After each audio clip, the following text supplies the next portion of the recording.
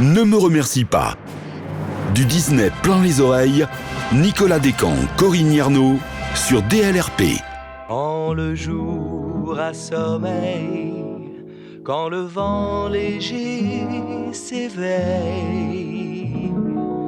la nature n'est qu'une silhouette sur le ciel.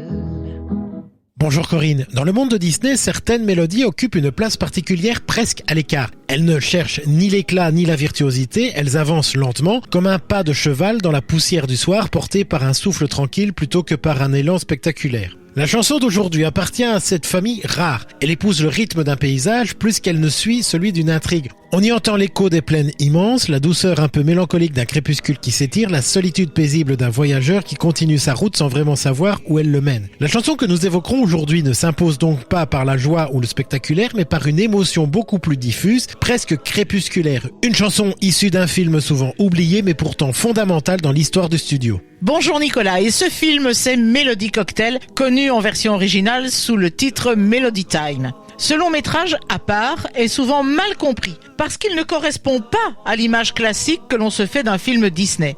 Et pourtant, il est le reflet très fidèle d'une période charnière, à la fois artistique mais aussi économique et émotionnelle pour le studio. Et c'est d'ailleurs une période particulière dans le monde de Disney. Exactement, et c'est précisément là que Melody Cocktail devient passionnant. Le film sort en 1948, dans un contexte encore marqué par les conséquences de la Seconde Guerre mondiale. Quand on parle d'une période difficile pour Disney à la fin des années 40, il ne s'agit pas seulement d'un ralentissement passager. Le studio traverse alors une véritable zone d'incertitude. Les recettes venues d'Europe, essentielles avant la guerre, se sont brutalement effondrées. Les coûts de production sont élevés, mais les garanties de succès, elles, ont disparu. Dans ce contexte, chaque nouveau projet devient un pari risqué. Le studio ne peut plus se permettre de produire des longs métrages narratifs complexes comme Blanche-Neige ou Bambi. Il faut continuer à créer sans disposer des moyens artistiques et financiers. Cette contrainte oblige le studio à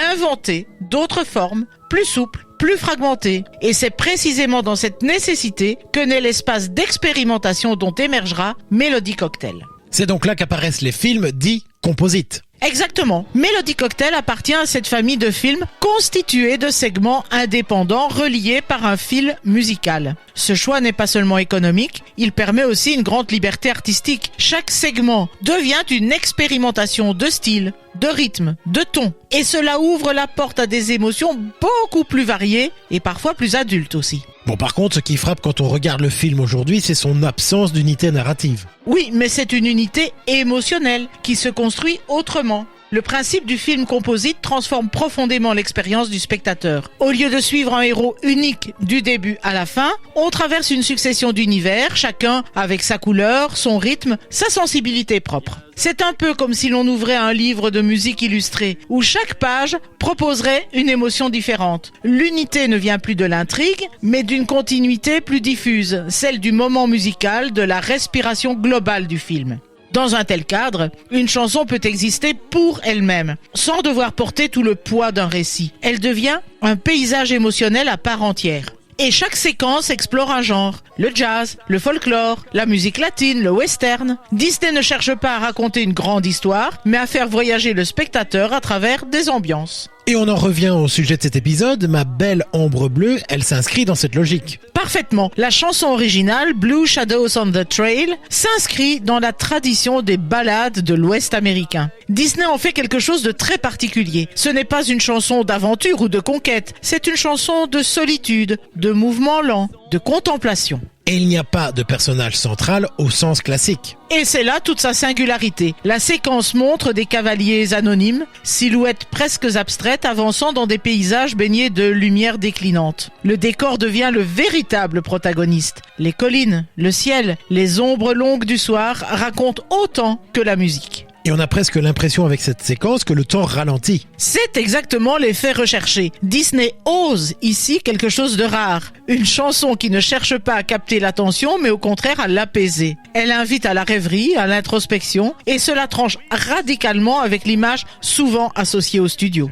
Par contre, musicalement, on est très loin des grandes orchestrations symphoniques. Effectivement, parce que Disney puise directement dans la culture musicale américaine. En cela, le choix d'interprètes issus de la tradition western n'est pas anodin. Il apporte à la chanson une texture vocale qui ne sonne ni théâtrale, ni artificielle, mais profondément enracinée dans une mémoire musicale collective. Cette authenticité donne le sentiment que la mélodie existait déjà, quelque part, avant même le film, comme un air transmis par le paysage lui-même. En s'appuyant sur cette tradition, Disney ne se contente pas d'illustrer l'Ouest américain, il capte plutôt une résonance intime, presque culturelle. La chanson devient alors moins une composition de studio qu'un fragment d'imaginaire partagé. La chanson, elle a été enregistrée par Riders in the Sky, un groupe vocal spécialisé dans les ballades western. Leur harmonie vocale douce et enveloppante donne à la chanson cette couleur presque irréelle, comme suspendue entre le ciel et la terre. Et on peut dire que ce choix n'est pas anodin. Non, Disney cherche à ancrer cette séquence dans une authenticité émotionnelle. Le western ici n'est pas un décor spectaculaire, c'est un espace mental, un lieu de passage, presque une métaphore du voyage intérieur,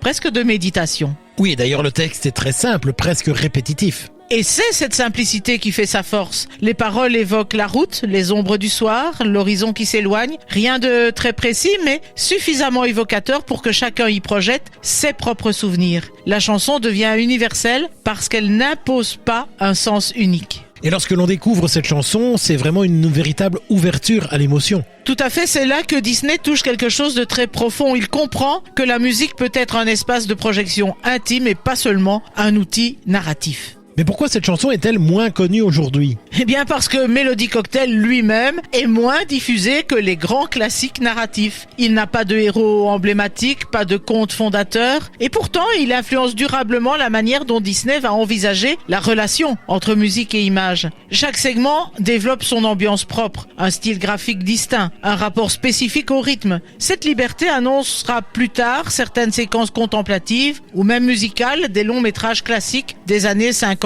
et au-delà, où l'histoire accepte de ralentir pour laisser place à une émotion purement sensorielle. On pourrait presque dire qu'il prépare le terrain pour un univers Disney qui ne se limite pas aux grands refrains joyeux ou aux déclarations éclatantes, mais qui sait aussi murmurer, accompagner, suggérer. Merci Corinne pour la découverte de cette chanson avec laquelle on découvre un autre visage de Disney, un visage plus discret, plus contemplatif, presque mélancolique. Et à bientôt pour nous faire découvrir une nouvelle chanson dont Ne me remercie pas. Et quant à vous d'ailleurs, n'oubliez pas que vous pouvez retrouver cet épisode sur notre radio sur dlrp.fr et en vous abonnant à notre podcast sur votre plateforme favorite. À bientôt Corinne. À bientôt Nicolas. Reste un peu, ma belle ombre bleue, ma belle ombre bleue.